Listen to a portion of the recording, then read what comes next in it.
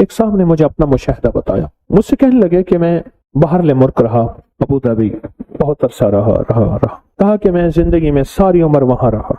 مال بھیجتا رہا، پیسے بھیجتا رہا، سال کے بعد آتا تھا۔ آخر کار میں نے کہا اب وہاں جا کے وقت گزاروں اپنے مقام پہ، میں پھر اپنے وطن میں آ گیا۔ کچھ ہی عرصے کے بعد مجھے پتا چلا کہ میرے پاس تو کچھ بھی نہیں ہے، جو کچھ تھا وہ سب لوگ کھا گئے، اور اگر جائیداد بنائی تو انہوں نے اپنے نام بنائی، میرے پاس کچھ بھی نہیں۔ مجھے جب یہ غم لگا تو شوگر ہو گئی اچانک، اور پھر بلڈ پریشر ہو گیا، نیند چلی گئی،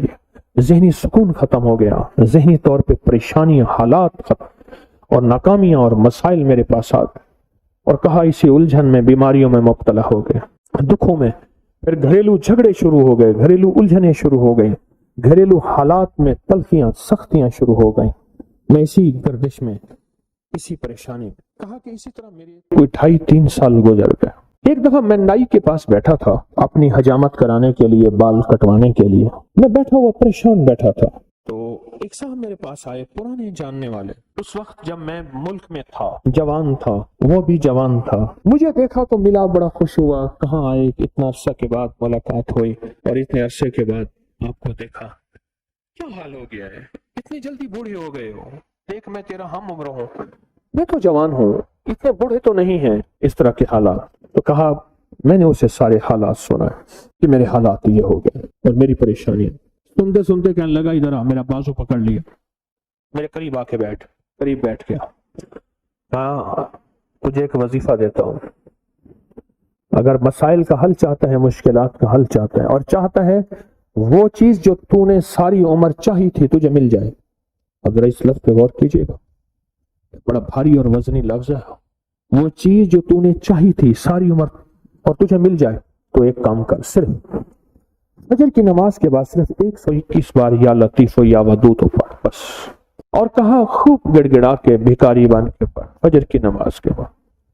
اور کہا کہ عصر کی نماز کے بعد صرف 21 بار پڑھ،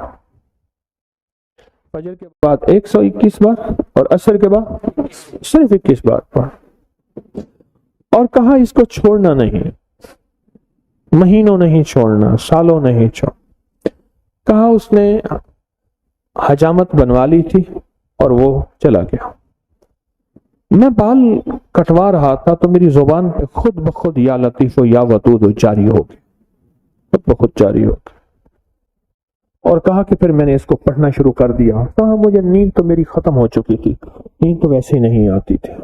میں نے پڑھنا شروع کر دیا۔ کہا چند ہی ماہ پڑھے تھے، سب سے زیادہ جس بندے نے اپنے نام جائیداد کروائی تھی وہ میرا سگا بھائی تھا، بھائی کے نام پیسہ بھیجتا گیا اور وہ جائیداد لیتا گیا، جب میں آتا تھا وہ کہتا تھا یہ تیرا ہے، یہ تیرا ہے، یہ تیرا ہے، اور میں خوش ہوتا تھا۔ کہا میرے پاس آیا، فجر کے وقت میں تسبیح کر رہا تھا، کہا کہ اپنا جو ہے نا وہ پگڑی ہوتی ہے، دیہاتی باندھتے ہیں، وہ صافہ پگڑی اٹھا کے میرے پاؤں پہ رکھ دیا، اللہ کے واسطے معاف کر دے، جو مجھے پتا ہے تو لوگوں کے پاس آتا جاتا ہے، تو نے کہیں سے میرے اوپر تعویذ کرائے ہیں، میرے وہ تعویذ نکال دے، تو جو کہے گا میں کر دوں گی، تو جیسے کہے گا میں کر دوں گی، میرے وہ تعویذ نکال، میرے تن بدن میں آگ ہے، میری زندگی میں پریشانی ہے، میرے گھر میں بیماری ہے، میرے گھر میں دکھ ہیں اور تکلیفیں ہیں، مشکلات اور مسائل ہیں، میری زندگی سختیوں، پتہ نہیں کیا کیا مصیبتیں اس بیچارے نے بتایا۔ کہا میں حیران ہوا، میں خاموش ہو گیا، اور کہا کہ خود بخود گیا اور میری آدھی سے زیادہ جائیداد اسی کے پاس تھی، اور میرے نام کرا دی ہر چیز۔ کہا کہ بس میں نے اب تک اس کا کرایہ کھایا ہے، اس کی آمدنی کھائی ہے، بہت کھائی ہے، بہت کھائی ہے،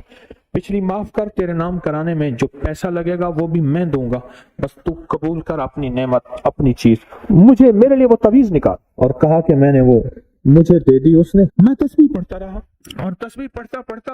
ایک بار پھر آ گیا کہ میرے ساتھ بیٹھا اور کہنے لگا مجھے سکون مل گیا ہے، تیری مہربانی ہے، تو نے تعویذ نکال دیے ہیں، اب میری زندگی میں راحت ہے اور میری زندگی میں چین۔ اور کہا مجھے اس تسبیح کا ایسا یقین ہوا کہ بس پھر میں نے کہا اب تو میں نے چھوڑنی نہیں۔ کہا پھر سے میں صرف چند سالوں میں تونگر ہو گیا، اور چند سالوں میں خوشحال ہو گیا، اور چند سالوں کے اندر میری زندگی لاجواب ہو گئی۔ اس ویڈیو کو لائک اور شیئر کریں، اب کریں یوٹیوب چینل کو سبسکرائب کریں، اور روزانہ زیادہ سے زیادہ سبسکرائب کروائیں، آپ دوسروں کے لیے صدقہ جاریہ بنیں گے، اللہ پہلے آپ کے دکھ ڈالے گا۔